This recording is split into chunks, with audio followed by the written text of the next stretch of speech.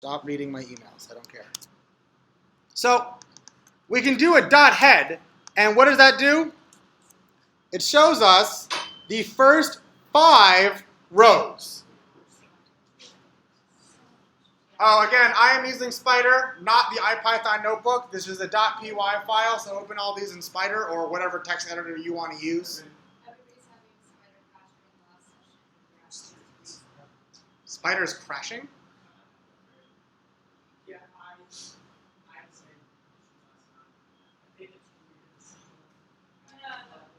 I'm not opening it right now. It doesn't open and it says something about IPython. So it works in an IPython notebook, right? It does? Yeah. All right, I'm just doing this. So I should had do the reset? a problem when I updated to IPython 4. Uh-huh. So Jupyter here. Okay. It stopped working. It's- I like Okay. to open Spider, but IPython worked. Okay. Yeah.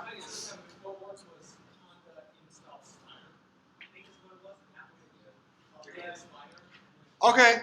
Quick, for anyone who it's not working for, run the following command, because you're right. If you do conda install spider, if you already have it installed, it'll just upgrade it. Maybe this is because of the IPython stuff you did on Monday. I don't know. Yeah, it changes the path. Something about the path, which I don't understand. But I removed it. Do conda install spider and let that run. I'm not going to do it, but.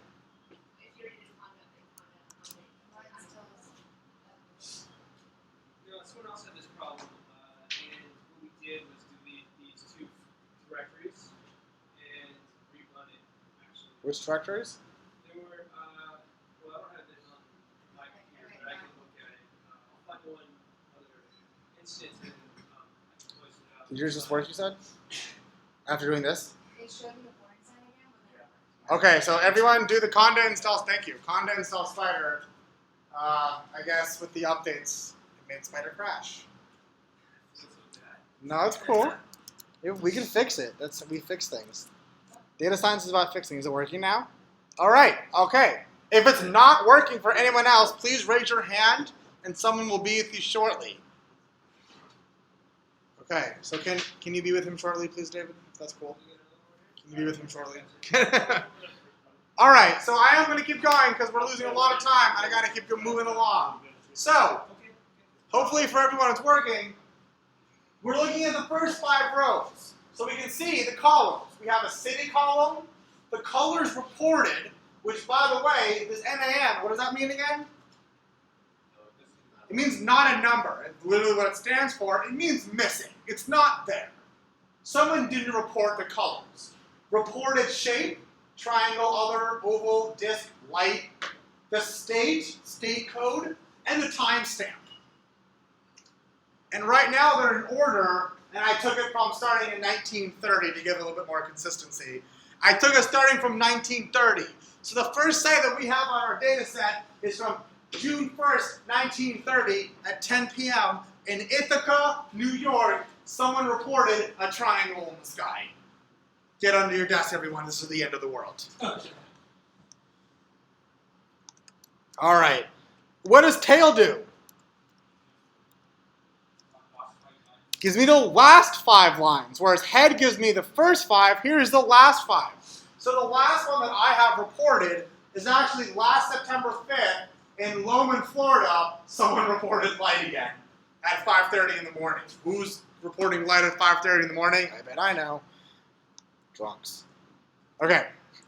Describe will describe any. I'm going to make this a little bit smaller so we can see it a little bit better.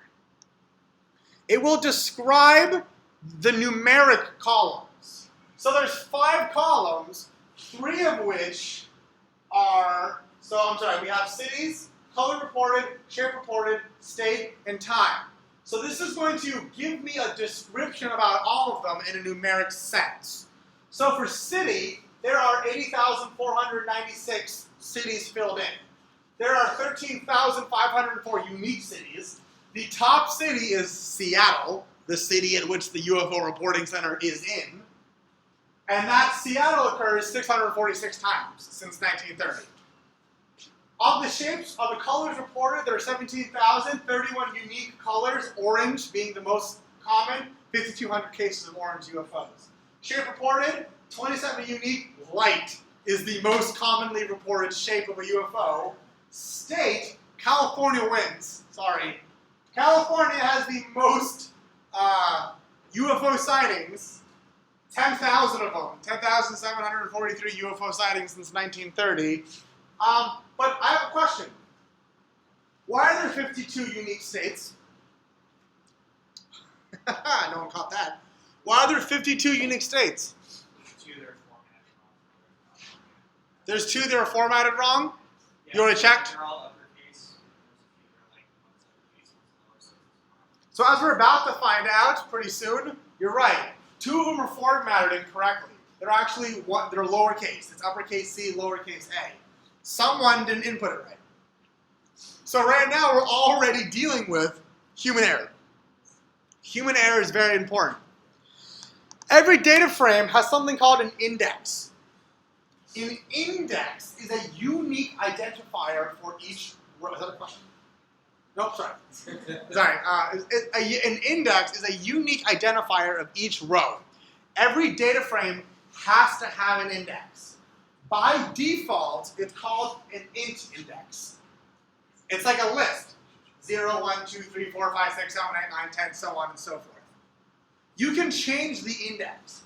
The only requirement of your index is that every row must have a unique index associated to it.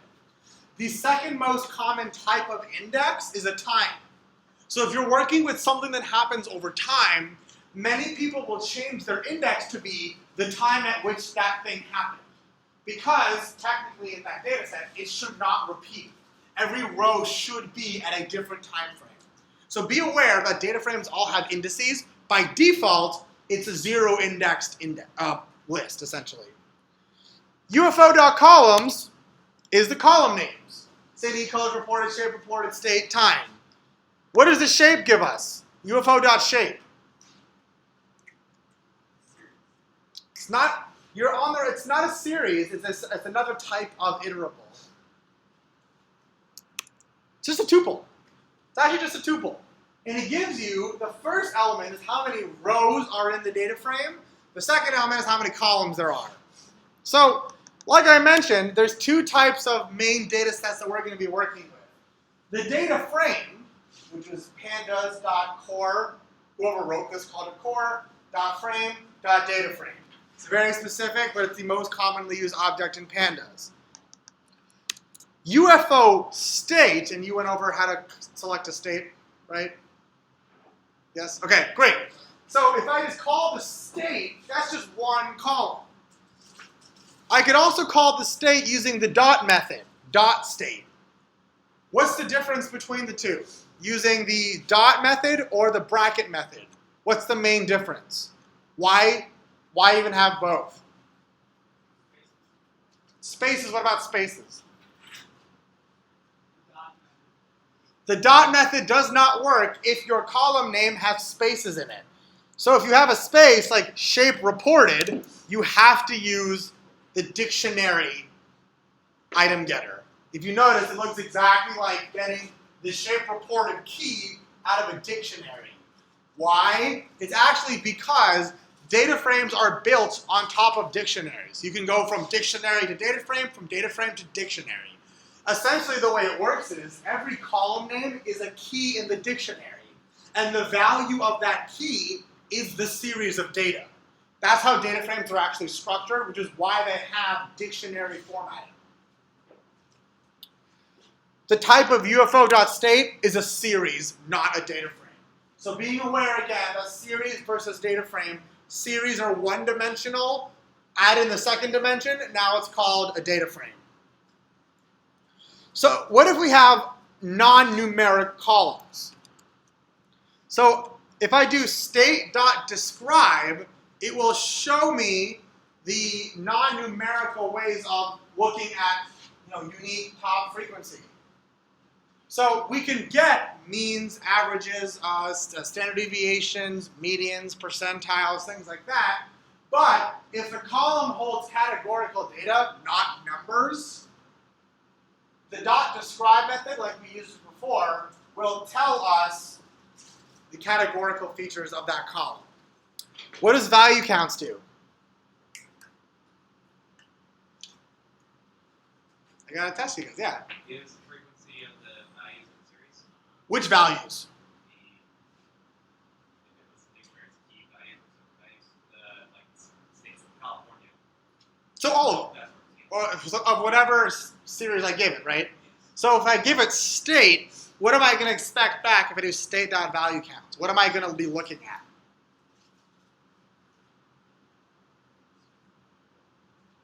What am I going to be looking at? a series itself of state, like a state index and frequency. Exactly. It's going to show me the value counts, the count of each value as a series. California occurs 10,743. Washington is next with 4,800, which is a big drop. And then from there, we got Florida, Texas, New York, Arizona, Pennsylvania, blah, blah, blah, blah, blah, blah, blah, blah. Hey, where are those weird 52? How did that happen? Here at the bottom, we'll notice something very interesting. There was one count in capital C, lowercase a, and 4 counts in capital F, lowercase l. So someone inputted the data, quote, incorrectly, not all capitalized, and Python was like, well, yeah, those are different. Capital F, capital L is different than capital F, lowercase l, which in Python, those are different strings. Therefore, they are different values. Therefore, they are counted independently. Therefore, there are 52 unique states, not 50, in this data set raw. We can sort value counts. So they come pre-sorted, but you can always sort a value count if it's not sorted for you by passing in sort equals true as an optional argument. This is going to come in handy in an exercise coming up very soon. So if I want the number of rows, I could call UFO.shape. UFO.shape is a tuple. I can get the first element of that tuple, and I'm going to get the number of rows, 80,543 rows in this data set. Now, here's our first, of today at least, example of manipulation. So I'm going to do the value counts of state, what we just did, and divide it by shape 0. What will that give us? If I take the frequency of each state's sightings and divide it by the total number of rows, what will that show me? Ozzy, what do you think? If I take the value counts for each state, so if California has 10,743, and I divide that by the total number of rows, what is that number? It's a proportion / percentage of sightings in each state. So California had 13% of all UFO sightings since 1930. Washington is the next highest with 5.9% of all UFO sightings since 1930. Oops. Made that smaller. I want to make sure we can all read that at the back. Cool. So, as a sanity check, I've done a lot of stuff. I've value counts divided, I've done all this math, but the data frame has not changed. So that's actually a really big thing to notice, is that you cannot change the data frame without explicitly telling it, I want you to change. So even if I value count, divide, it's not going to change anything in my data frame. Just as a sanity check. And we're going to be changing it very soon, yes. So if there's a method where you want to, yes. So in place is that optional keyword that you put in if you want whatever you're doing to be permanent. And there are other ways of doing it permanently as well. DEL, del is one, and we'll see that too. But in place exactly is the thing that makes whatever you're doing permanent. So we can select multiple columns. So I've only selected 3 columns by passing in a list. So this is actually interesting because I always get this question, Sanan, Why the double square brackets? Well, they're not actually double square brackets. Here's what it's actually doing. So we have UFO, the data frame. Now, if I want to get something from the data frame, I use the square brackets, right? So I put the square brackets, and then inside, I put the thing that I want. But I don't just want one thing, I want multiple things. What's the easiest way to store multiple things in Python? What is it called? A list. How do I make a list? With square brackets. So it's actually not double square brackets, it's just the outer brackets are for selecting, and the inner brackets are just making a list of the things, of the columns that I want. So that's why there are square brackets. One's for getting, the other is for making a list. To demonstrate that, I'll make a list called my calls, which is just a list of 2 strings, state and city. It has nothing to do with the data frame. It's just a list of 2 strings. If I throw that list into the data frame, it automatically recognizes that state and city are column names, and it gives me, you see at the bottom, 2 columns. The state and the city. What will be, pop quiz, think about it for 30 seconds. What is the type of UFO my calls? Don't say it out loud. Think of it for 10 to 30 seconds. Think about it. When I run this line of code, UFO my calls, what is the type that we are going to see? Think about it. Don't say it out loud for a couple seconds. If you said data frame, you were correct. Why is it a data frame and not a series? It has rows and columns. The second I have 2 or more columns, it's a data frame. A frame, like a picture frame, like a rectangle. It is a frame of data. The second I have 1 column, it's a series. It is a one-dimensional object. And in this class, we're going to be playing with higher dimensions. I mean, we're going to be working with data that is literally 2.4-ish million dimensions of data. And we're going to be working with some very high-dimensional data in this class. So it's very important to me that we can grasp the idea of 1 and 2 dimensions before we get to 2.5 million. And how to do math in 2.5 million dimensions. Yeah, right? Who knows? Maybe we live in 2.5 million dimensions. I personally think we live in infinite dimensions. But that's a story for another day. Theoretically, yes. Yes, that is exactly how you should, yes, that is how you look at it. It is a data frame with 2.5 million columns. That's how I mean it's going to have, but not just columns, it'll have a row, rows, columns, and then maybe a third axis, like space. And then at a 4th dimension, which we call space and time. And then a 5th dimension. What is that? Who knows? And then all the way to 2.5 million. So we're going to be dealing with very high dimensional data in this class later on. But we will.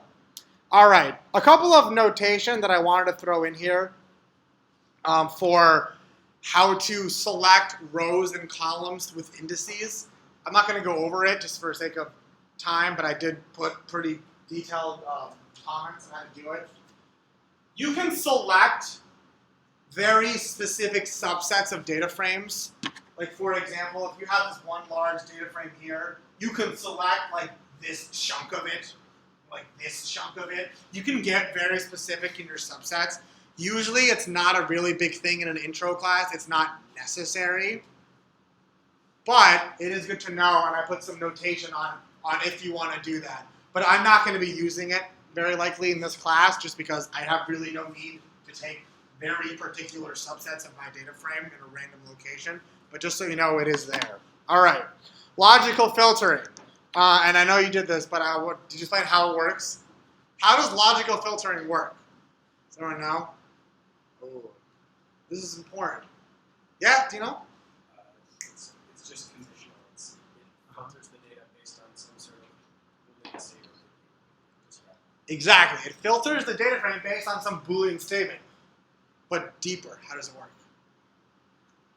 Here's how it works.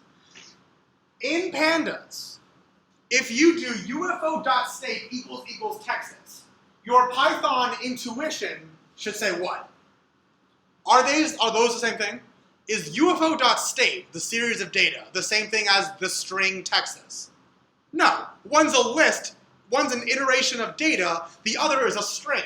Of course they're not the same. But in pandas, equals equals actually does something slightly different. Equals equals will take the string Texas and it will compare it to everything in the data frame. And it will actually return to us a series of trues and falses. It's true if that particular row held the state Texas. It's false if that did not hold Texas. So we actually end up getting this large series of trues and falses.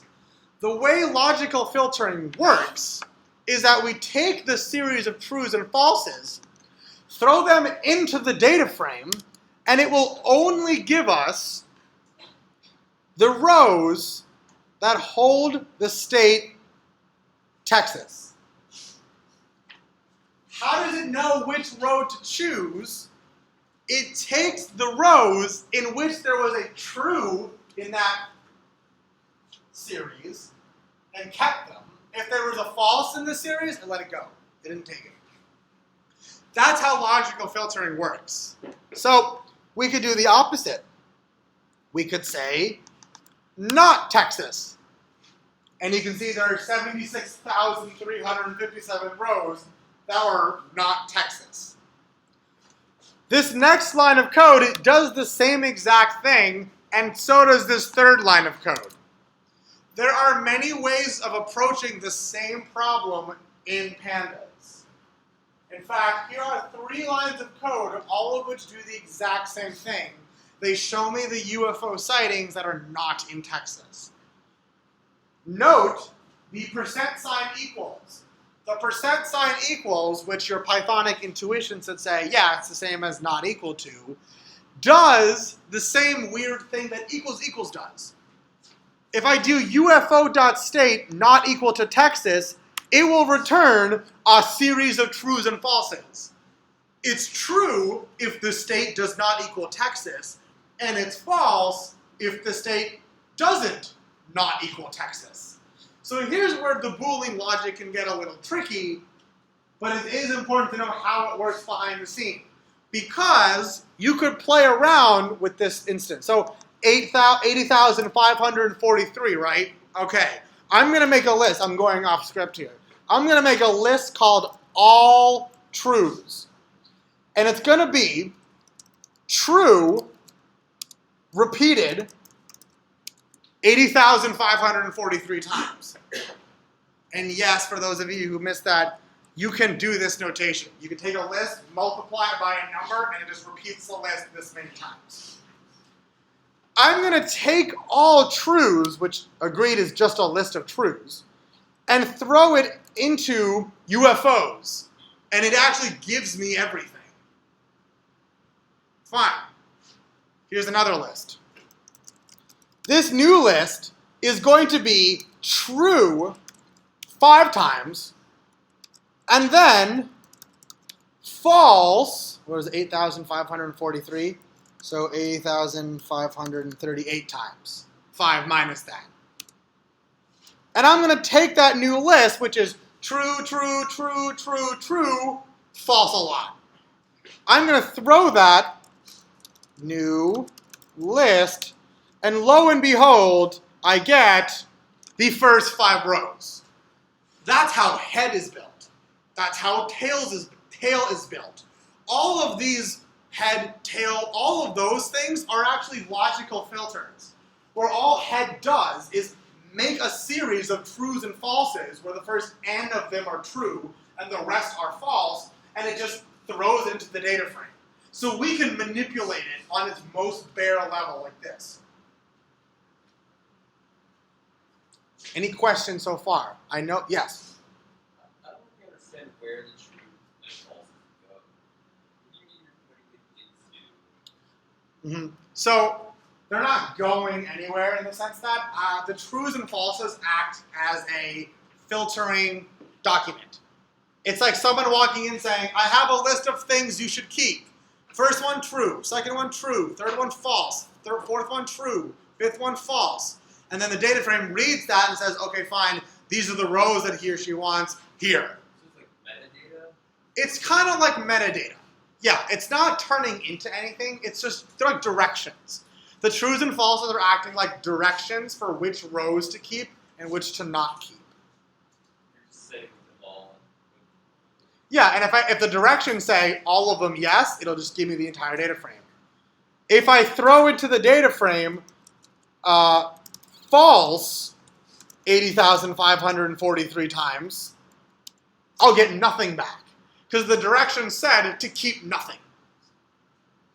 So think of them as directions. Does that make sense? A bit more sense? Yeah. Yeah. That's fine. We'll do a lot of examples. Yeah, Luke. So how would you use double equals? If I use what, I'm sorry? Double equals. Where? In that new list, double equals true, would that do? Well, double equals is not an assignment operator. Double equals is a comparison operator. So that only compares left and right. The equals sign, the way I'm using it here, is I'm making a new list. So if I did equals equals, it would just ask the question, does new list equal this list? So equals equals is never assigning anything, it's only comparing. So I'm using the single equals to create a list called new list. Good questions. I can use logical filterings on a series. Here's the cities of all of the sightings from Texas. Here's the same thing. Note the subtle difference. In the first way, I did UFO.city. So I took the column first, and then I filtered the column. In the second way, I filtered the data frame first. UFO such that UFO.state equals Texas. And then once I filtered the data frame, I just took the city column. So the difference was at which point did I select the city column. And it can happen before or after. There's no computational difference. It is up to you which one you feel more comfortable doing. You do exactly the same thing. Here are all sightings in California or Texas. So we can see we got up here, we got California sightings, Texas, we got a sphere. I think my two favorite shapes have to be cigar and chevron. Cigar and chevron are by far my favorite shapes reported of UFOs. It's like someone said there's a cigar in the sky. I could do California and Texas. Note the operators I'm using. The bar for or and the ampersand for and. You cannot use, and I know in normal Python you can, in base Python, you can't use the words or and and. You have to use pipe, is what it's called, and the ampersand. You have to use those. What will I get if I do California and Texas?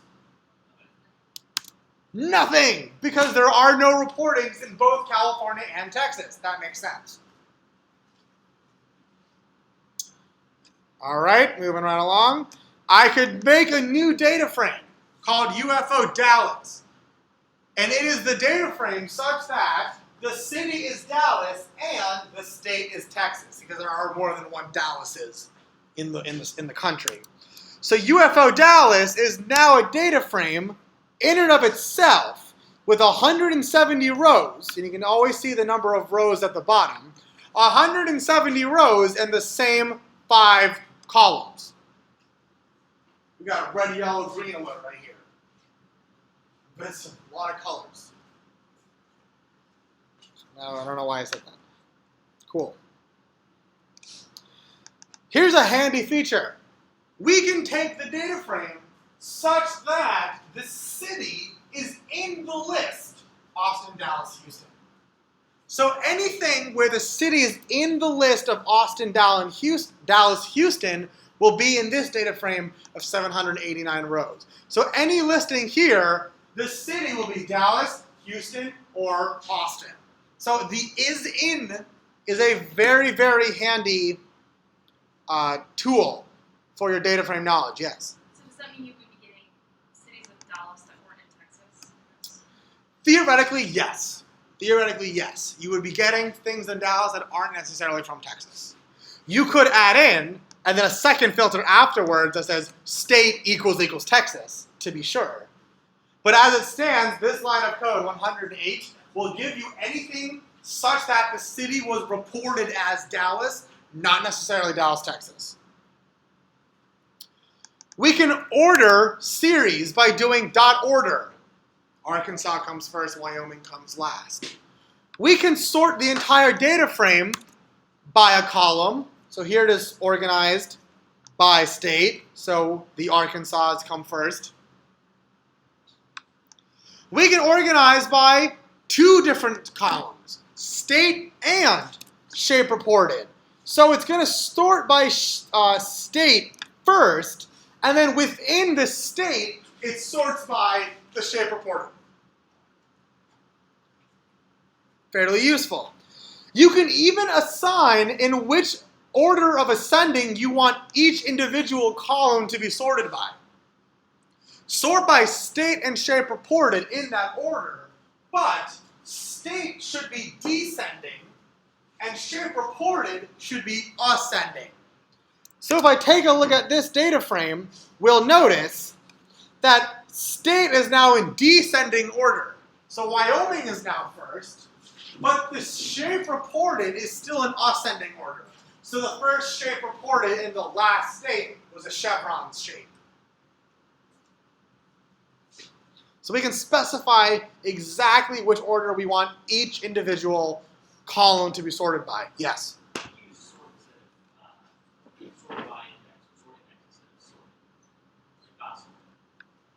Instead of dot sort? Oh, you mean like this? Because that doesn't work. What? Oh, I'm sorry. So, let me do the whole thing. Sort only works for series, not data frames. So, to answer that part of your question, sort index sorts data frames. Order and sort both sort series. But sort index is the only one that works for data frames. Does that answer your question? Okay, I'm sorry. I misuttered it first. Sanity check. The entire data frame in my course of manipulation has not changed at all. If you look at UFO, it's still in the same order by time. Nothing has changed because I've never told it to change. I can filter, I can divide, I can do whatever I want, still hasn't changed. But now, let's tell it to change. Using in place. If I sort state by sort by state with in place, now my entire data frame has changed and the Arkansas sightings are now first. So the in place has to be present to actually change the data frame. The index moves with it. So yeah, so the index, good question, the index does not change. The 0th row is now somewhere else. So your first index might now, well, I'll show you. Your first index is 76,702. The indexes move with the rows. Indexes are decided as you create the data frame and then move with the row unless you change it. So you can set the index to be 0 through 80,543 right now, and it would change the indices. But the indices are decided when you create the data frame and move with the row, even as you sort. Why that's useful is because if you're using time, for an example, as your index, and you sort by some other column, you would want to see, okay, I've sorted by weekday. All right, in the Mondays, I'm looking, all my time series indices are like after 9 p.m. So you can like see the indices as you change the rows around. So the indices will not change. They'll move with the rows unless you tell it otherwise. Does that make sense? Any questions on the index? We will largely, not ignore, but not need the index in this class because index operations tend to be overly confusing for providing not much results, which is just unfortunate, but we're not going to be using indices too much in this class, but just be aware that's what that number is on the left-hand side that you can't get rid of. It's always going to be there. Can you replace it with the date? Yes, but I'm not going to do that. Why not? Same dates. In fact, if you recall from the top, when I did dot describe, if you look at the time, there are 80,543 reported times, but only 68,000 unique ones, which means some of them are reported at the exact same time. So I can't set that to be the index because they're not all unique. They have, that's the one rule. The indices have to all be present and unique. Every row has to have a column, has an index rather. Every row has to have an index. There can't be a row with no index. They can be strings, they can be times, they can be ints, they can be whatever. They can be lists even. I don't suggest that. Do not suggest that. It's a very annoying thing to work with. But it can be anything you want. Yes? Can you create a, so if I want to, let's say this data frame, create a new one of it, so the indexes, come over? Or Good question. indexes are- Let's find out. We made one. UFO Dallas. UFO Dallas. Let's take a look. Look at that. Same index. The indices do not change. They will move with the row wherever they go unless you change it. So even in UFO Dallas, the indices are the same. Why? Because you're asking yourselves, hopefully, well, hey, you just created a new data frame and you said they're decided upon creation. I did say that, and I wasn't lying. When you create a new data frame like this, you're actually creating a copy of it. You're not actually creating new memory. You're essentially making an object that references the other data frame. Therefore, the indices are still the same. If you change UFO, you actually change UFO Dallas as well. They're not independent of one another. They're actually tied to each other, like quantum string entanglement, something like that. Which is a terrible analogy. It's made a simple thing very complicated. So if you call index 1 now, it's not going to be the top 1. It will not. And if you do like head, it's 5, that'll still be the top 5 though. Correct, because head just passes in true, true, true, true, true, and then the rest falses. There's no index there. Yeah. Good question, though. So UFO Dallas dot head will still give me the first 5 in this data frame, but the indices are not 0, 1, 2, 3, 4. Ozzy, yeah. First, if you try setting the time as the index, Mhm. with an error. Yes. It won't let me. And if you wanted to like reset UFO Dallas's index from 0 to whatever, when you do like UFO Dallas as data frame, I'm not going to because it'll mess up my data frame, but it's called set index. SET_index. Set index will change the index back to its default. I'm not going to do it because I said they're tied to my UFO data frame. It's going to mess up my data frame, and I don't want that. it would mess up your My UFO, because they're tied to each other. They're not separate entities. UFO Dallas is what's called a view. It's like a subset of my data frame, but it's not in a different memory location. you transform the view into Using something called a copy method. There's a copy method that specifically says, take this subset and make it an entirely new object that's independent of what I was just working with, so I can change this without affecting the other. And we'll work with copies throughout the class, but that's how we will do it, using a copy method. What is the copy for that? Yes, probably bad. It's not a copy, so I should probably do this. It's not a copy. It's a view. Yes. I just set UFO to 0. Yeah. There's nothing there. Okay. But UFO Dallas still shows up. You set it to 0. Yeah, like now if I hit UFO, it's 0. So I put UFO equals 0. So that's an interesting case where you destroy the entire data frame. Yeah. If you destroy the entire data frame, it's a special case where if you destroy it, it keeps the view. But if you manipulate it, the other one gets manipulated. So the difference between manipulating and you just completely destroyed it. I had to get it back though. I'll just go. So we can, yeah. Yes. No? Question? Don't lie to me. Okay. I'm going crazy. Oh, I have a question. So then if you wanted to get, like, so now that the indices are shuffled, if you wanted to get just the fourth item, and Yeah. how you call that out, that you didn't know what its index. If you wanted just the fourth row, Yeah. I would use something called iLoc, and we haven't touched on that yet. And it's a way of getting individual rows. I'll write it on the board. That's fine. That kind of answered my question. There's a way of doing it. There's an iLoc and a loc. iLoc stands for index. So you grab by index. Loc, you just say loc 3, and it's the third row, whatever it is, whatever index it is. But iLoc says, give me 37, and in this case, 37 is actually the first row, and it'll give me that row. These are great questions. These are very complicated and very good questions. And there's a lot of intricacies to pandas that I'm sure even I don't know all of them. Yeah, I know I don't know all the intricacies of Python and pandas specifically.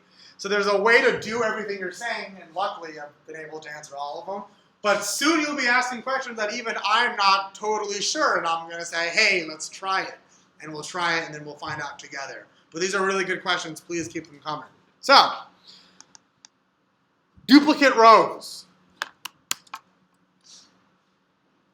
There's a method called duplicated in data frames, where it gives you back a series of trues and falses. And it will tell you if that row is duplicated. How does it know if it's duplicated? It's duplicated by default if it's the same all 5 columns. Time, city, state, shape, and the other one, color. If it's all the same, it's a duplicate. Now, if I want to know how many duplicate rows there are, I do .sum. But hold on, that's weird, isn't it? UFO.duplicated is a series of trues and falses. And in this row, I'm going to say, now add them up. That shouldn't make sense, or should it? Why or why not? I'm claiming I can add trues and falses together. That's what this line of code is implying. Am I crazy? Maybe. Am I wrong? You tell me. Am I wrong? Is it going to work? Yes or no? It will work, yeah. It will work. How does that work? It does. Trues and falses, ones and zeros, are just bits of information. I could do true plus true, and it's 2. I could do true times 76 plus true minus false, and it's 77. Because it's 1 times 76 plus 1 minus false, which is 0, and that's 77. So I can actually add up trues and falses. If I add up my duplicates, I'm going to get the number of rows which it has at least one other row that is the same. That's interesting. There are 580 rows in this data set that have the same shape, color, city, state, and time. Exact timestamp. Is that wrong? Or is it something else? Is it something more interesting? Remember, this is the problem domain part. You can be good at math, you can be good at computer science, but here's where I'm testing your knowledge of UFO reportings. Tell me about these duplicates. 5 people called in when UFO sighting. Isn't it more interesting that there are actually the same reportings of the same type of object in the sky in the same city at the same time? That, technically, should speak to the validity of that incident. That if more than one person saw the exact same thing at the exact same time in different parts of the city, that should, theoretically, speak to this validity of whatever they saw. I would argue that duplicate rows are actually more interesting than ones that are unique. Because that means 2 different people reported the exact same thing at the exact same time in the exact same place. That's more interesting to me.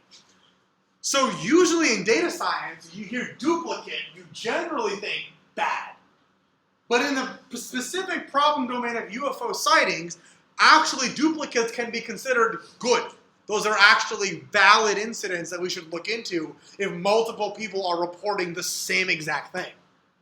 Does that make sense? Cool. I can specify on what columns I want to be duplicated on. So I can say it's a duplicate if they have the same state and time. So there are 2,931 sightings that have at least one other incident in the same state at the same time.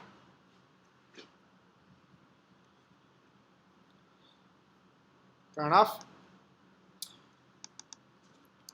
Here are only the unique sightings, 79,963 rows, such that duplicated equals false. There's a logical filter. I'll make a new data frame called UFO unique, which only holds the UFO sightings that are non-duplicates. And here we have 2,931 rows, of which there are duplicated states and times. Quick exercise. Yes, question? That UFO unique, does it pick like the distinct values, or does it the ones Both, I think, from what I understood correctly. It only is going to... like, you're looking at say states, and they... Okay. So that can California for slice, so just get it. Okay, I see your point. So duplicated by default is on all columns. So every row in this data set of 79,000 rows, every single incident is unique in all 5 columns. So those 580, such that all of the columns occurred somewhere else, are not here.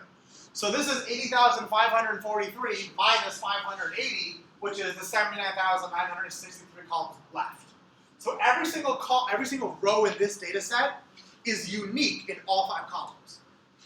Example, if I take UFO unique, the first row, Wasilia, various shapes in Arkansas at 3/28/2014, 11:17 a.m. There is no other row that is in Wasilia, has a non-color reported, with various shapes in the state of Arkansas at 3/28/2014 at 11:17 a.m.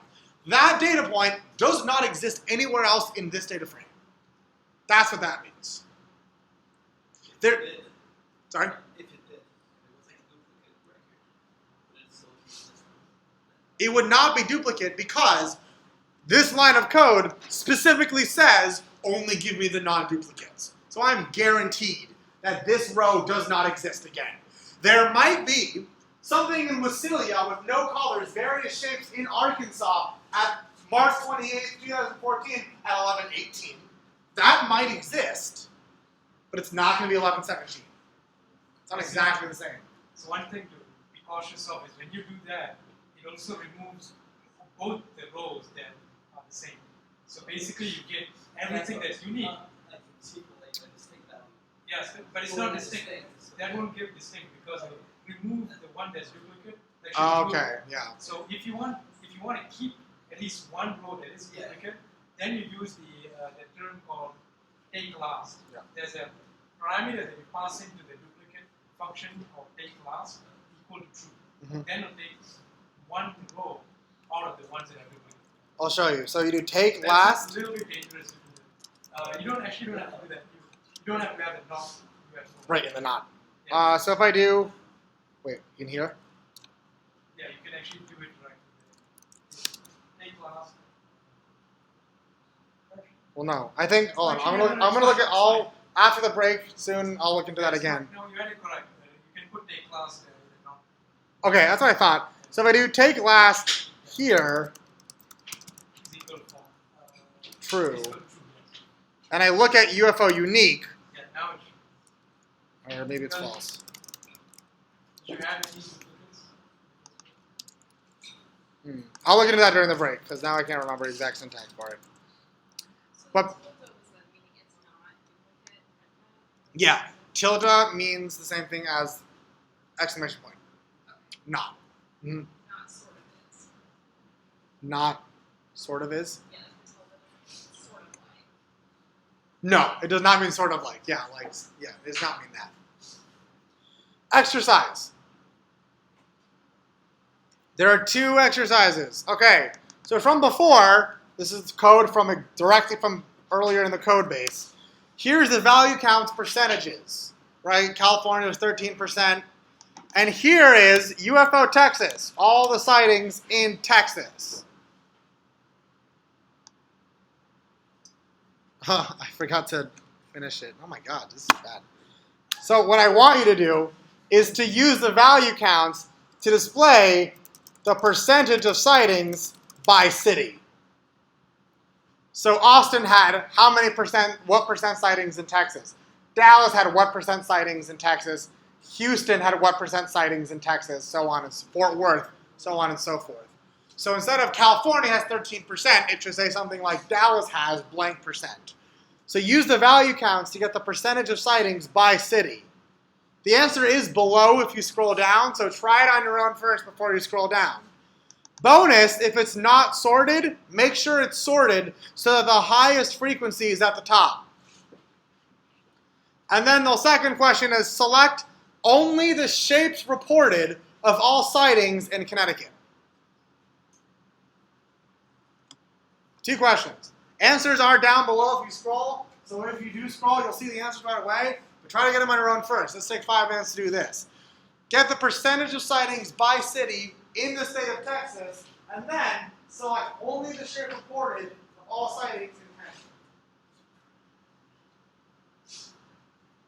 You heard them wrong. The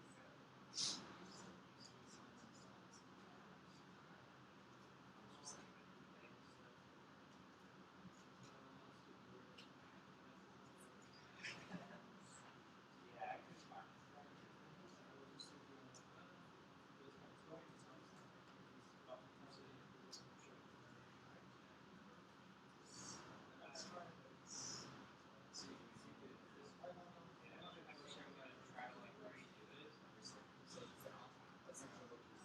next to you first.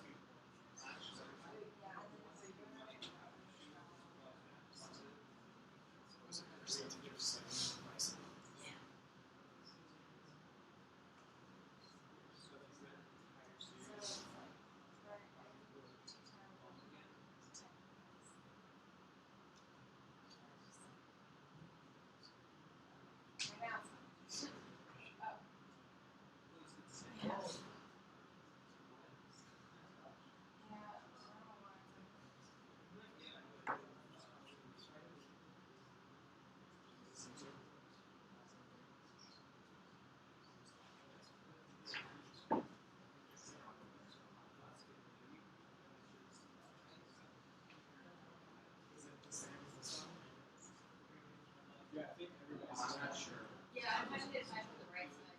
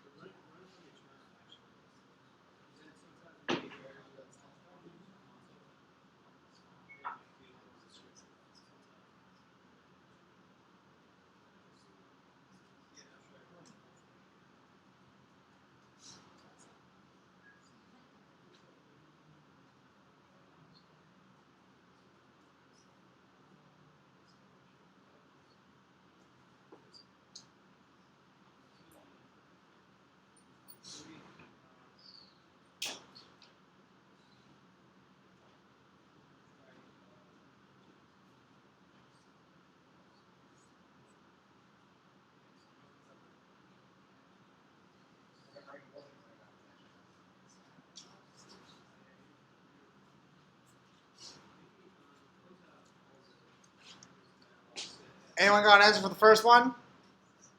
Value counts to display the percentage of sightings by city in Texas. Which has the highest which has the highest percentage of sightings? Say it again? Abilene? Do we agree? You get something different? What'd you get? Houston.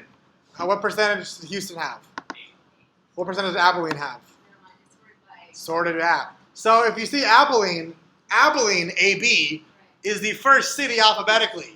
So it sorts automatically by city, not by percentage. So here's my response. Mine automatically sorted. I did it by percentage, and then when I did sort by, it switched it to vertical. Well, if you sort by and then you choose the city, it'll do that. So you don't, I just left it blank. Really? My code doesn't have sorting through. Fair enough. Doesn't either. Some versions don't sort it automatically. Okay. So that's why I said, like, if yours doesn't sort automatically, make it sort. So adding sort equals true will force everyone's to be the same way level sorted. But some, I guess maybe the later versions just like got rid of it altogether. But some people's versions don't sort automatically. So Houston has 8% sightings. Austin is a close second with 6%, and then it kind of goes down from there. And then here is the shape reported of all sightings in Connecticut. Let's take a quick break. Let's take a 10-minute break. Let's come back at 8:05. Yes. Close. Question? Yeah. Well, it's something that.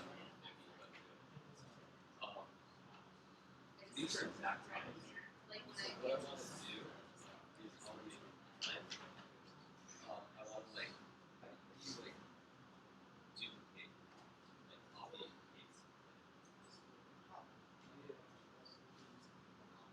paste. Yeah, well, I created a column next to the time. It's right there, and I made a of it. So I want to say time. Well, it's called blue. Yeah. I don't think that's not yeah. That's the idea of all of this.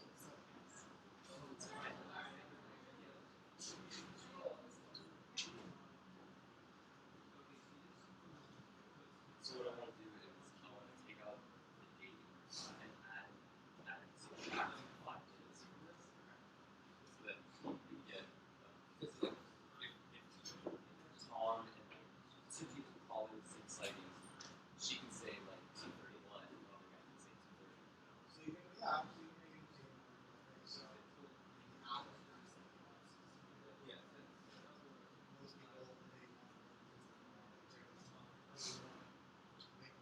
yeah. Yeah. Yeah. Could you just drop? Yeah, I guess you could just drop the minutes and. Drop the minutes and not call it. You can say, take a new call an hour. It's like costing years. I'm going to go ahead and figure out.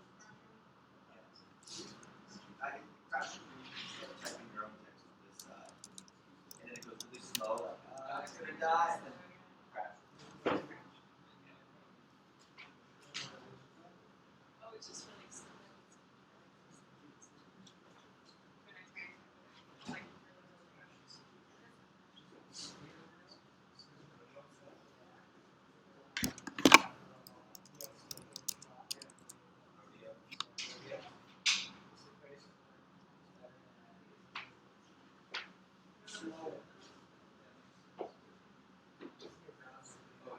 Yeah, so I want to add like a buffer to setting. If setting were to like yeah.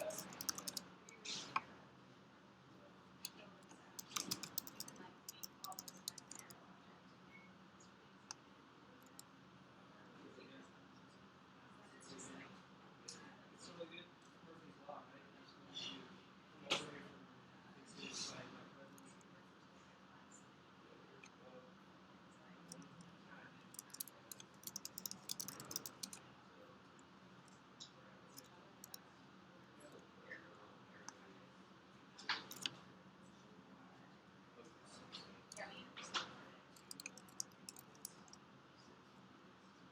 Sinan, can you do UFO version? Some kind of difference in version. What do you need? This UFO version. No, sorry, UFO dot state. UFO dot state. Yeah. Oh, that's strange. So his version of software is pandas is different than yours. What's the difference? Because the word length doesn't appear on his. Oh, well, that's going to be an issue, though. Yeah, it's not an issue. Yeah, It's just okay.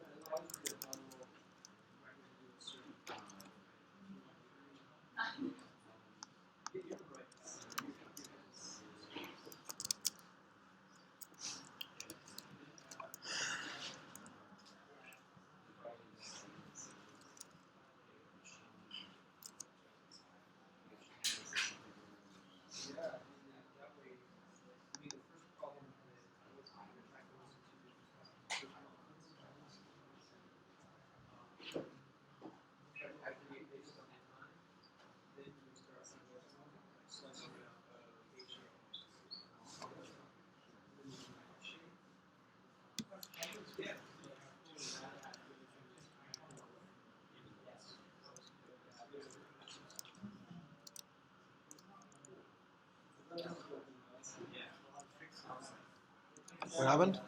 Spider wasn't working, I deleted it. And then? I deleted it. And then? Did you delete Spider? You deleted Spider? Oh, no, I mean, it wasn't working anymore on the iPad. And then I went to the repository, downloaded the whole I hacked the whole Did you pip install PyQt? before, so that I could put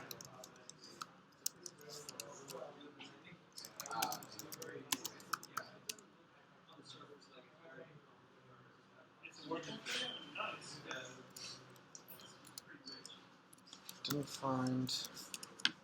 But I'm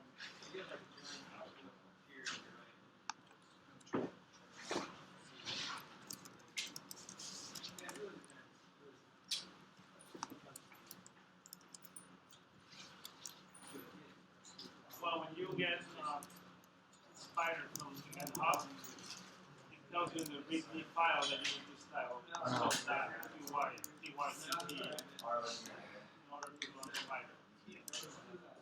I just follow the order and So one thing you guys could do if Spider's giving you issues.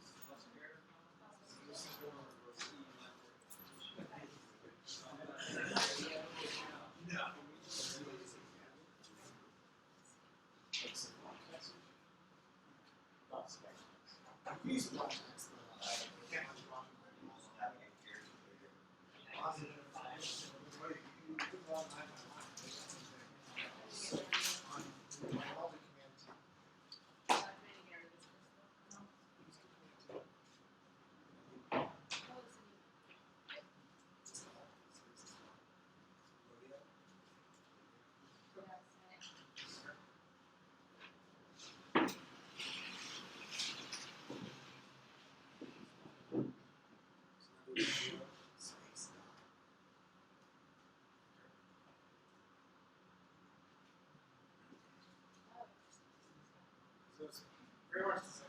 I like this better. Already? Seriously?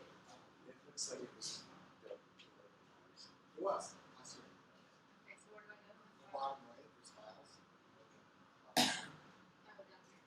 Keep the layout for or to It's in your browser. Bigger. Wait, is this what you use on So for those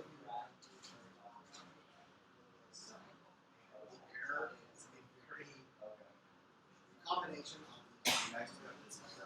Yeah, exactly. I don't know the solution. I don't know what's right. Yeah. Yours is not like this one. I did rodeo. I'm up and running rodeo. Rodeo is not a bad idea. rodeo? I just think Spider's better. But, yeah, it's So, Honestly, this is the first time I've last time there's one person who was like, my spider was okay, rodeo. No one else. I'm wondering if like the versions and everything that spiders. Like that's not it. Do you open it and see Yeah. what's Choose rodeo, space top. Yeah, that works. Why don't I start? And then Sharice can see 20 minutes. this up? So how do you do contract? Yes. Okay, I was like, no, he was fine. So it's always in the Yes. but it's the same.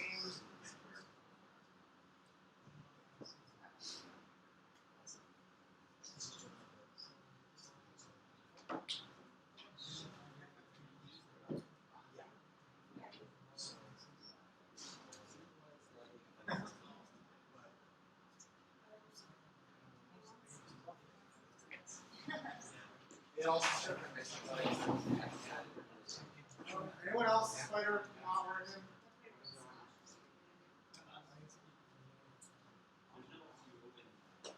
that like sweet? You also use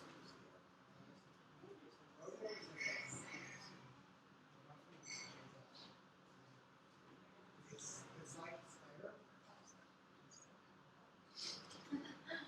Not your fault. Not It's not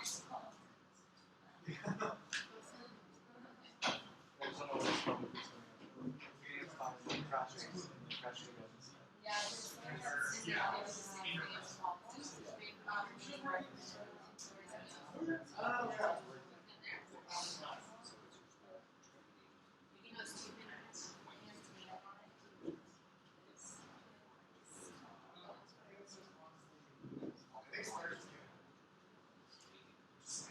And then to rub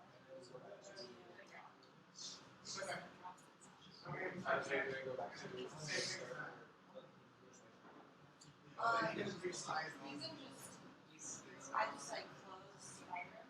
It's literally they don't do the exact same thing. Yes. Yeah, All right. Let's get back to it. So, I want to thank you all for kind of bearing. It's a tough day for data science today, between the projector and this whole spider issue. I swear, in last class, one person in the whole of the class was like, my spider didn't work. And it was like the last 2 weeks. So I was like, okay, I guess just use rodeo and it's fine. But now half of you are reporting that spider's not working. And maybe it's just time to get rid of spider and just always use this new thing called rodeo, which is fine. I'm gonna miss it. I've been using spider for so long now. For those of you who can still use spider, I'm still gonna keep using spider. For those of you who couldn't get spider to continue to run at all, I hope I got to all of you at this point to install this new thing called rodeo. Rodeo was built to be spider in your browser. So it does everything that spider does just in the browser, kind of like an IPython notebook. But it looks more like this, with an editor and a console. So for those of you who can't get spider to work, I recommend rodeo. If spider is still working, I'm going to keep using spider because it works for me. So breezing through, I'm going to make a new column called location. And location is going to be the city column plus a comma plus the state column. Notice, just like before, in base Python, if I add things together, it should put one after the other. But in pandas, if I add, it'll actually take whatever's in the city, add a comma, and then whatever's in the state, and you'll have this new thing called location. We'll see Arkansas, Michigan, Arkansas, Anchorage, Arkansas, Alaska, Arkansas, Alaska.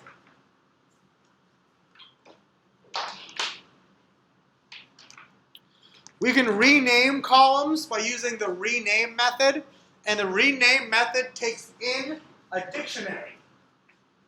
The dictionary, the key is the old column name, the value is the new column name.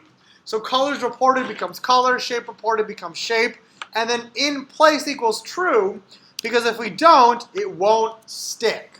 So now if we do head again, we'll notice that the column shape reported is now just shape, and color reported is now just colors. We can hide a column temporarily. How do we know it's hidden? Look at the number of rows. We added location, that made 6 rows. If we drop location, we're back down to 5 columns. So we can drop it, but it's only temporary. It's temporary because we didn't use in place. See, UFO still has the 6 columns. We can use del, D-E-L, to permanently eliminate location, and now if we run line 186, we're back down to 5 columns. We got rid of location. So you can add and remove columns. No exercise, we want to keep going. Handling missing values. So as before, the describe will actually remove any missing values.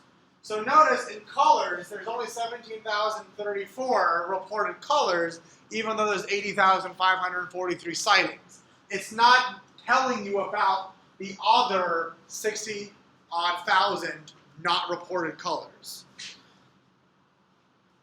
Similarly, in value counts, you don't see not reported. You actually see light, triangle, circle, fireball, other, which exists, someone wrote the word other. But if that column didn't exist, it doesn't show up. If we add an optional argument called drop NA equals false, you'll actually see that not reported is the second most occurring shape. So light is the most occurring shape. The fact that it is not reported is the second most occurring. So 8,400 of them don't have a reported shape. There's an is-null method. The is-null function will go through each row in your series and say, hey, shape, are you null, true or false? It's true if it's null, false if it's not. So, if I want to count how many missing shapes there are, I can add up this is null, true, and false, and I'll get 8,402, which, if you recall, is the exact same number, 8,402, in the value counts. So not reported shape occurs 8,402 times. Similarly, there's a not null, which is the complete opposite of is null. Not null is true if it's not null, false, the opposite, if it is null. So if I want to do all the sightings in which the shape was null, I would run line 208. So now, for each one of these sightings, the shape reported is none. Shape reported, none. Every single sighting.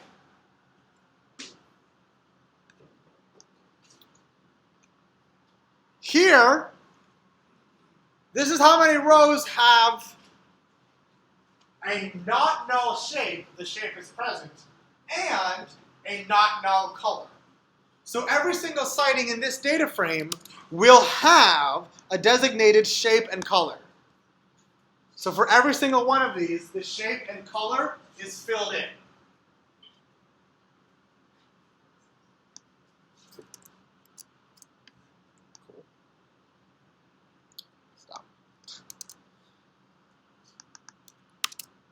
I can make a new data frame where the shapes are not null. I can call it UFO shape not null.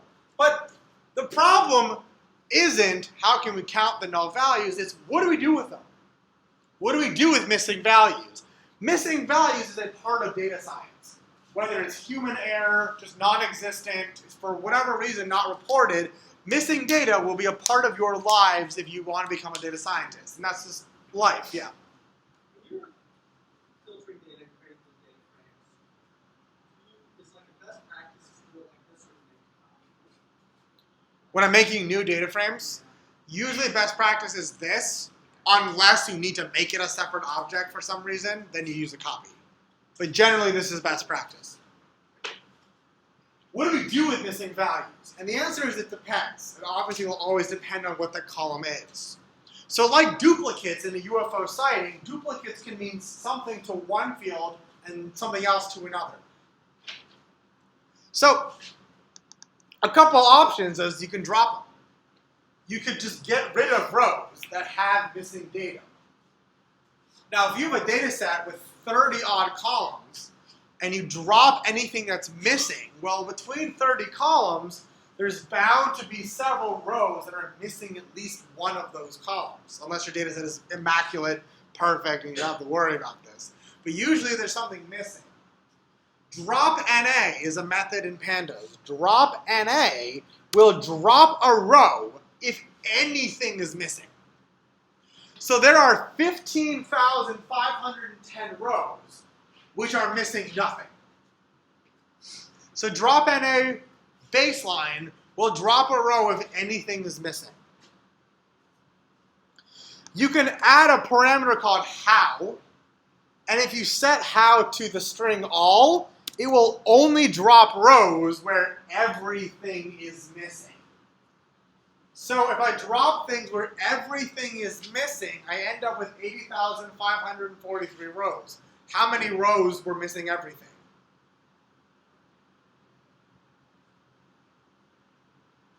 How many rows were missing everything? None of them. Exactly. Because we start with 80,543 rows. I told it to drop a row only if everything is missing. I still had 80,543 rows. That means no row exists where nothing is missing. To prove that, time is present in every single one of them. Time is a value which is present for every single column, as is state. Yes? Sorry?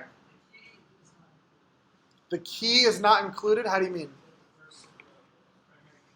Oh, the index?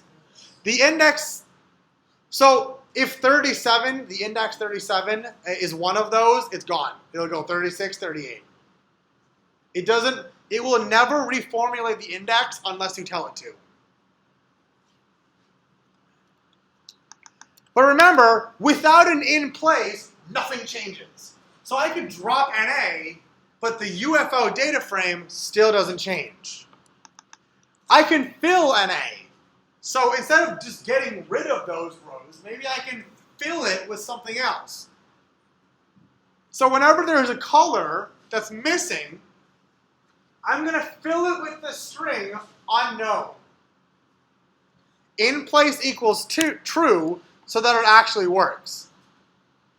And now if we look at colors, we'll notice a lot of them now say unknown. A lot of them now say unknown.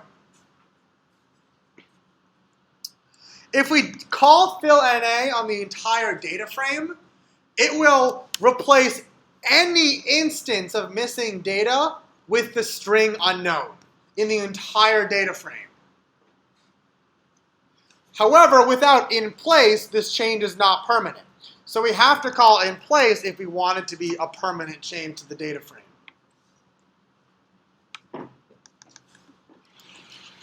I'm going to actually move on to some fun stuff. Question?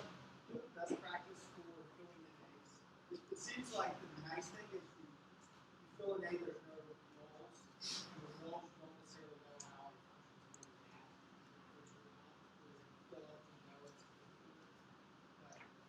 Filling an A will vary from case to case. Here's a good example, and we're going to deal with this throughout the course. That's why I'm not going into it so much right now.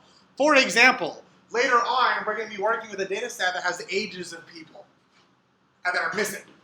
So part of the exercise for that will be, for any female whose age is missing, replace it with the average age of other females in the data set. Likewise for males. For any male that's missing an age, replace their age with the other average of the male's ages. You can do medians, you can do percentiles. So there's a lot of ways of filling NA. Right now I'm just showing you the syntax on how to do it. And depending on your data set, you'll depend on how you want to deal with missing values. For example, in a previous class, someone was trying to predict diabetes, and some of the data sets had missing glucose levels. And he was like, well, that's pretty much key, so I'm not even going to look at those rows. So he just dropped them entirely.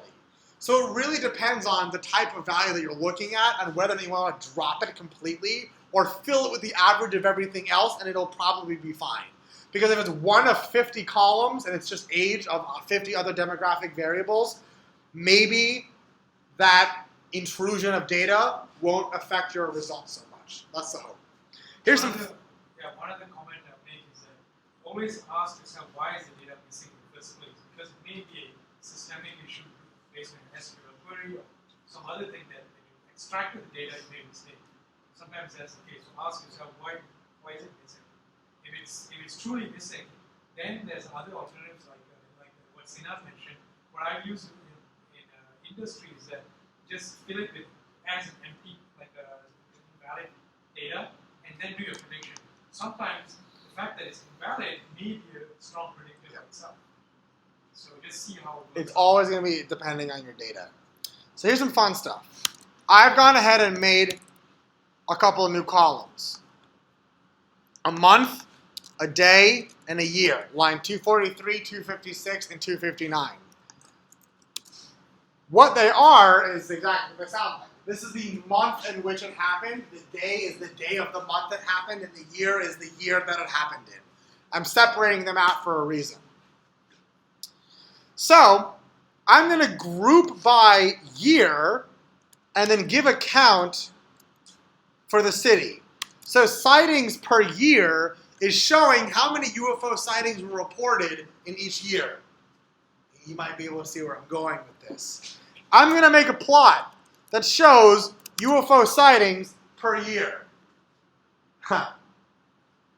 Which is interesting.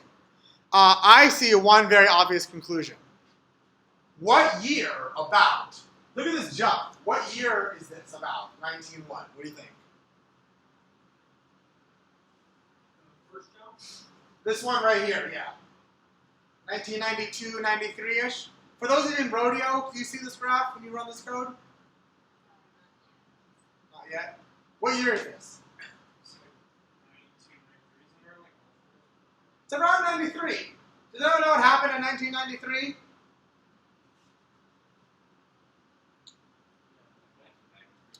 Does anyone know what TV shows came out in 1993?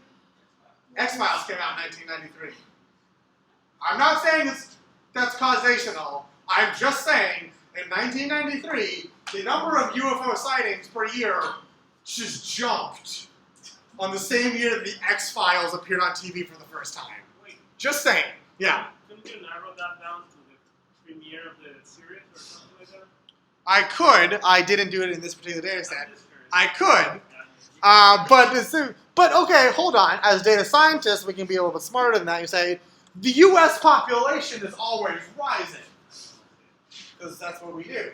So maybe there's a jump because there was a jump in population in 1993, right? Because that would make sense. Well, I actually took data from the U.S. Census to try to show if that's true. And if you look at U.S. population change since 1934, I'd say that's pretty steady increase since 1934. I'm not seeing, here's 1993, I'm not seeing a particular huge jump in population in 1993. So it doesn't seem like I can contribute the rise in UFO sightings to the rise in population, you know? And it seems to stabilize around 2002, which is when the series ended. Oh, you mean the UFO sightings? So it seems to stabilize and it keeps going up. Yeah, but what happened in 2010? What happened in 2010? It shot up and then shot back down. You know what? I don't actually know. So the means to report these sightings. What is it? The means in which people are using to report these sightings are becoming easier. So Maybe. they're reporting it through internet or through, whereas in the past maybe it was you write a letter to somebody. Yeah, I wonder at what point it became, you don't have to call us, you can like text it to us, you know? I want to look at the day they allowed you to text in your UFO sightings to see how much it went up. Or like, you know, whether there was an app for that. But I think the key point Sinan may be alluding to is bias in your data set. Yeah. So when you have something that you're trying to think of, causality versus correlation, always try to find out whether there's any sort of confounding variables. Maybe you learn this later on. Yes, so, I mean, throughout the entire course, we talk about bias and variance and things like this. And these are essentially ideas that, well, yes, there seems to be a large increase in sightings from 1993, which is, funnily enough, the same year the X-Files came out. Can I now say that because of the X-Files, people reported more UFOs? Absolutely not. I have no reason to show that it's because of the X-Files coming out that there's a jump in UFO reportings per year. But it is an interesting enough fact to tell someone, hey, in 1993 when the X-Files came out, UFO sightings per year increased by 400%, which it did. Now, to keep along this fun bus of people reporting UFOs, I give to you sightings per day in July 2014. So for those of you who come to my info sessions on data science, I always kind of make this joke about, in class we talk about how drunk people see UFOs, and here it is. So on July 4th, 2014, there were about 260 UFO sightings. July 4th, 2014 in the United States. On July 3rd, there was about 30, and on July 5th, there was about 90. So there seems to be a large increase of people seeing bright things in the sky on American Independence Day, which is weird, right? Why are they seeing bright lights in the sky on July 4th? Fireworks. That was the joke. There's another alien movie about Independence Day, though. The what? There's another alien movie called Independence Day. Yeah, and maybe there's like, hey, Will Smith, I see him in the sky, and he's being awesome. Okay, well, hold on, Sinan. Let's not jump to conclusions. This is just 2014, right? Well, no. Let's look at both 2011, 2012, 2013, and 2014. I will actually show those graphs on top of one another. It seems as though in the past 4 years, on July 4th, there seems to be this massive increase in UFO sightings. In July 4th, July 2011, 12, 13, and 14. So these are just some, granted, fun, but still interesting data sets to actually point out. Because why July 4th? Sure, we could argue the movie, the fireworks, people are drinking probably, and they see lights in the sky, so they call the UFO Reporting Center. Why are there most reportings in Seattle? Is it because aliens actually go to Seattle? Or is it because the UFO Reporting Center just happens to be located conveniently in Seattle, Washington? And it's just very easy for someone to go do it in person. Can I answer these questions? No, because to answer these questions, I would have to conduct an actual statistical survey or observational study to actually prove causation. A lot of data science turns out to be correlation and not causation. To actually show causation, we would generally have to do an observational or experimental study with controls and experimental groups and random samples. We'd have to actually do that kind of study to show causation. We can mostly show correlation in data science and machine learning and not much more, which is one of the biggest caveats of data science and machine learning, is that one of our big limitations is we're very good at showing correlation, not amazing at showing causation. All right, new data set. Did you guys do Iris on Monday? Good. Iris data set. The Iris data set is among probably the most popular data set for machine learning in the world. Probably the most popular. It is on every university's website, and everyone copies it. It's in pretty much every book. If you bought the Wes McKinney book on data science for Python, Iris is used in that book very heavily. It's a very well-known data set, and we're going to be using it in this class. What is it? It is 150 observations of irises, flowers, and 4 measurements for each flower. The petal length, the petal width, the sepal length, and the sepal width. The sepal is a part of the flower. And we're going to be using this data set throughout the course sporadically to show some examples of machine learning and to show, in a very simple and clean data set, the inner workings of everything. So iris, I will read from online, my CSV. Let's quickly describe it. Notice that each column is actually numerical. So when I describe the data set, it actually gives me numerical observations, such as count, mean, standard deviation, the mean, the max, the 50th, the 25th, and the 75th percentile. So when the columns are all numeric, it actually gives me numerical descriptions.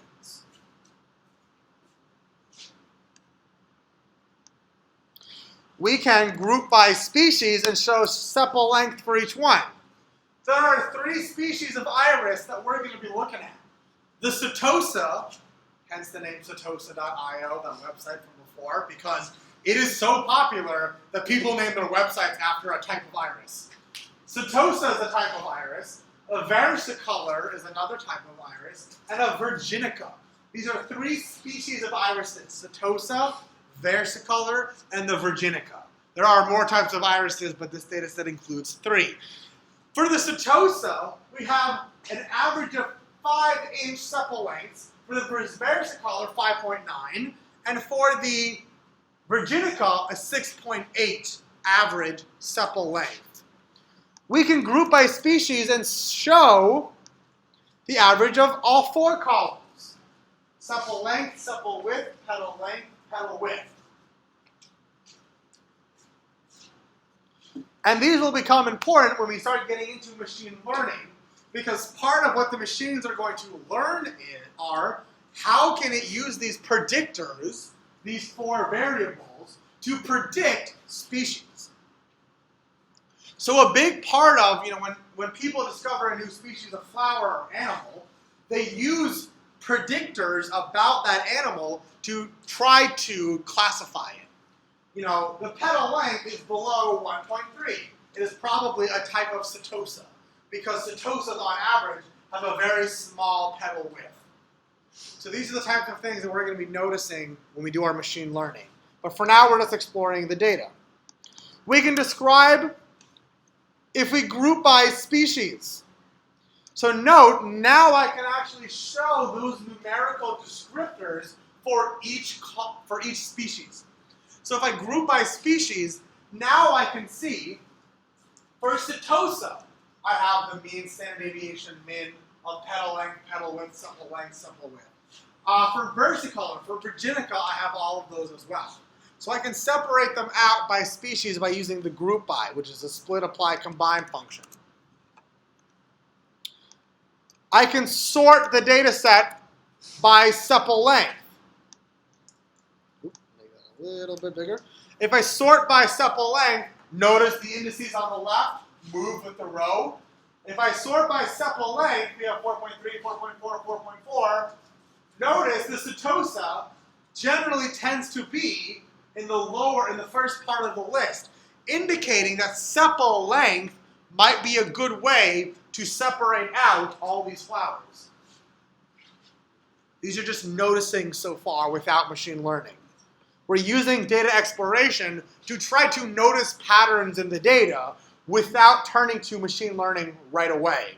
Why is this important? Why not let the machine do everything? This is the data science class. I signed up for machine learning. I'm not getting my money's worth. False. If you rely on machine learning for everything, learn the data for me, understand it for me, you will have no hope of interpreting the results if you yourself have no idea what's going on in the data set. So if we sort by sepal length, we just happen to notice that setosas tend to be in the first part of the list, implying that smaller sepal lengths, imply setosa. Observations only, for now. Sorting by sepal width, notice we don't really have a clear indicator anymore. If we sort by sepal width, Variance color, Virginica, Variance color, Setosa, it's a mix and match. It's not like, oh, there's definitely a lot of Setosas in the front. That's not true anymore. Sepal width does not seem to be a good indicator of species. Just an observation. Petal length. Okay, here we go. The entire first half of the list seems to be Setosas, and if you scroll down, the last half of the list seems to be all Virginicas. As a observation, petal length is doing a very good job by itself of separating out the species. And let's try petal width. Even petal width is splitting up my flowers very nicely. I would argue, without even turning to machine learning already, that sepal width does not seem to do a good job separating out the flowers as does sepal length, and petal width do. Already. These are observations. We can explore this data visually. Here's a histogram of the petal widths by species. And do you guys go over share X and share Y in the last class? Great. Why am I sharing X here? What does the share X do?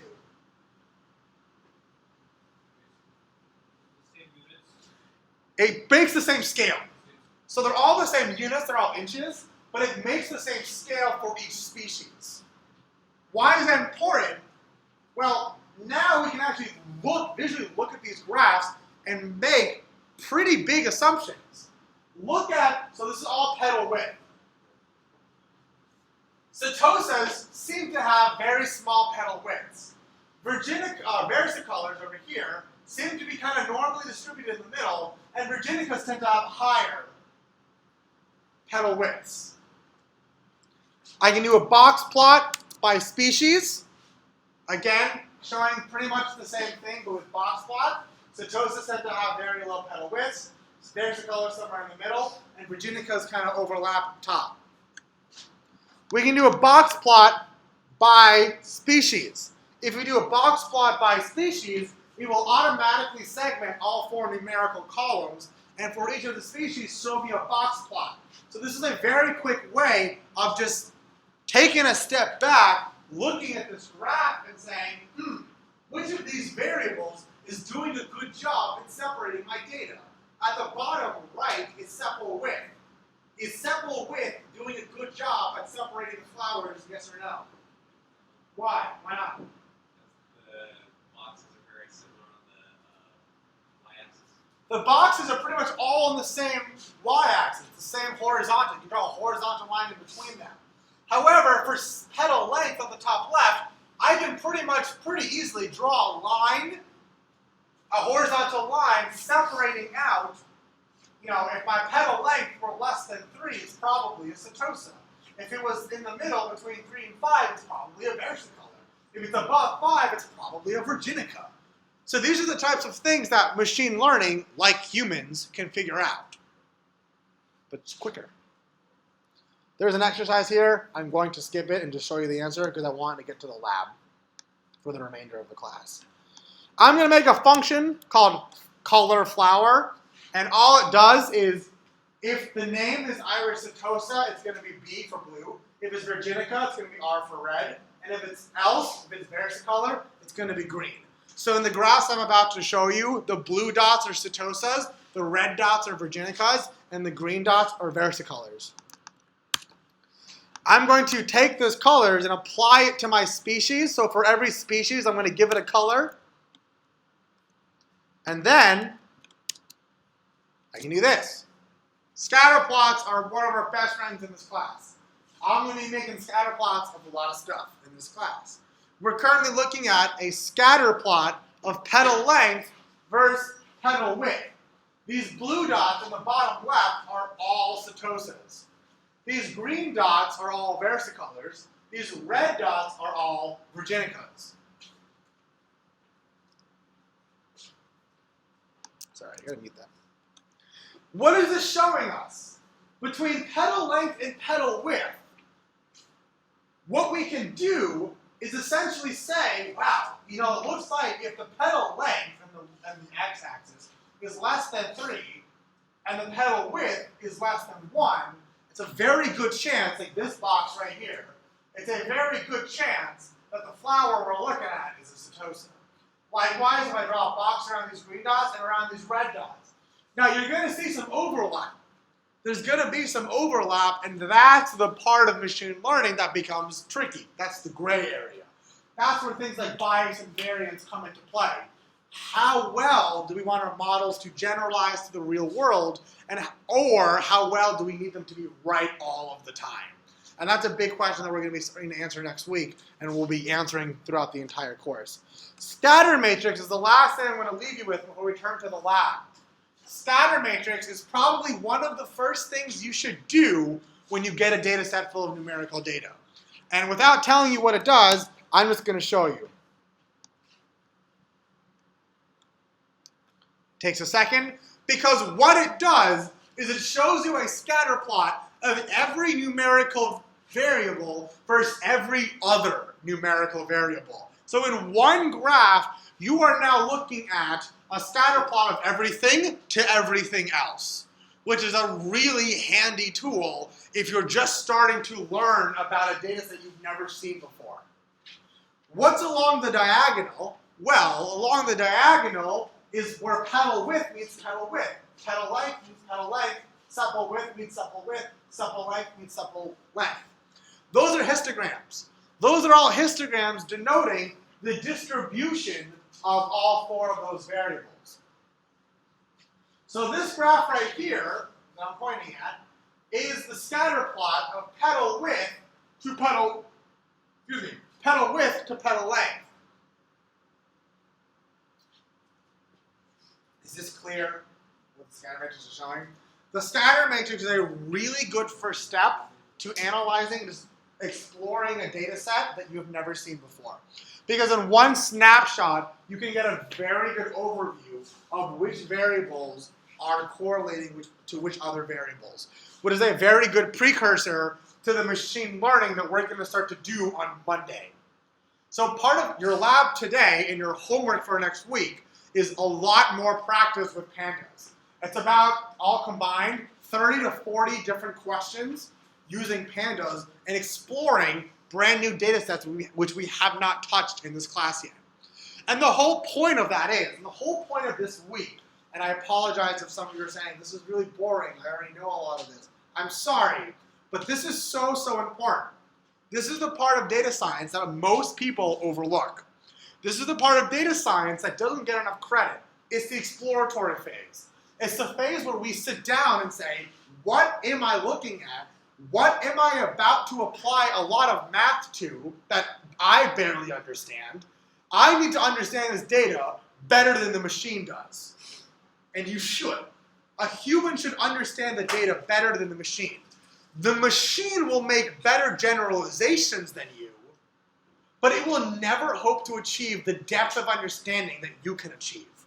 So this part of the data science is so, so important. And if you overlook it, you will end up half a year from now sitting at your desk saying, I have no idea what this machine learning model is saying, but I got nothing else. I can't explore this data.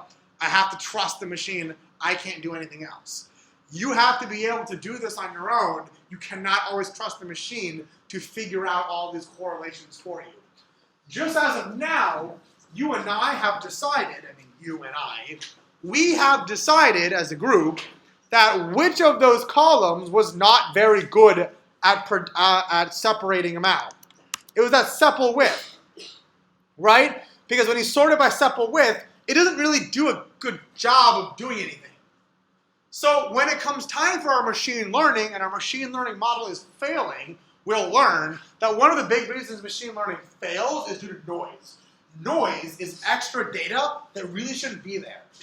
So this is an example where sepal width is probably noise. It probably doesn't matter when it comes to the question, what flower is this? But we would never hope to know that. The machine would never really hope to know that if we didn't do this exploratory analysis first. We are smarter than the machine. The machine is just faster at doing math than we are. Sorry, buddy. It's true, yeah. So if we don't have any numeric data at all, so there's no numerics. Good question. The question is, what if there's no numerical data? What do?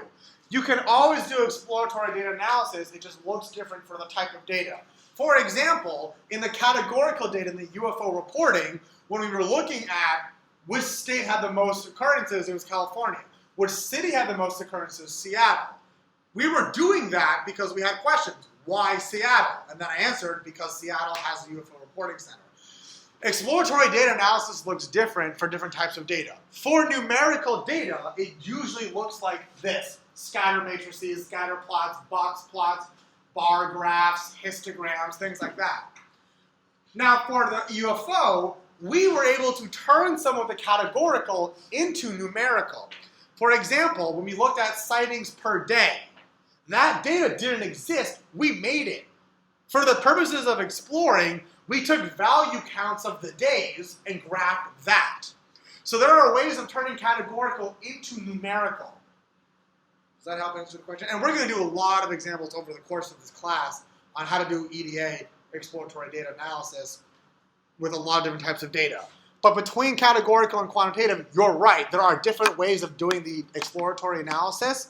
You can't really do scatter matrices for categories, but you can look at frequency counts. You can't really do frequency counts with quantitative data. So each of those categorical and quantitative have different measures of exploratory analysis that the other does not have. But generally, people find that quantitative is easier to do analysis with. I mean, that's most in people's heads. But when we get to some more advanced methods like clustering, or we get to more advanced methods like, dimension reduction, we'll find that those categorical variables, which were largely unnoticed before, start to play a really big role. All right. Now, for the remainder of the class, I would like for you to work on this lab. This is separate from your homework. The lab has 3 data sets, the UFO, the iris, and then a new one at the bottom called FIFA goals. Do you have to work in order from top to bottom? No, you do not. You can do FIFA goals first if you want to try an entirely new data set. Or if you want to work with the data sets we just work with for more practice, they're at the top. I encourage you to work on this with a partner, with someone else next to you, across the room from you, I don't care. Work on this for the remainder of class, and in the last 5-10 minutes of class, I'm going to come back and show you the homework and the project milestone. We're going to be coming around, the instructors, we're going to be coming around and answering any questions, but I'd like for you all to work on this lab for the remainder of the class. It will have a lot of different practices. For example, changing column names, showing data frames that only have reportings from Utah or Texas. Use group eyes to show show the mean sepal width by flower species. Show setosa flowers with petal widths of exactly 0.2. All of these things can be found in the code that we just ran through. Word for word? No. None of these things can be copy and pasted, but most of them can be copy and pasted with a couple of minor modifications here and there. So look back at the code we did today, because every answer here can be found in the code we just ran through today. So work on that, and we're going to walk around and answer any questions. Your homework will be pretty much identical to this with new data sets.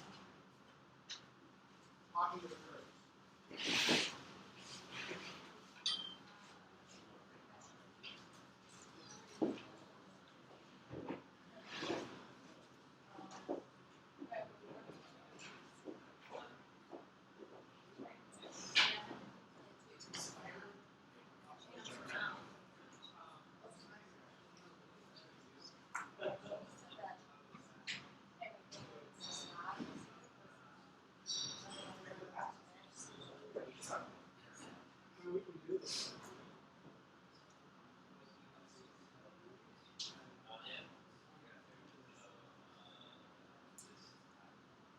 So we're not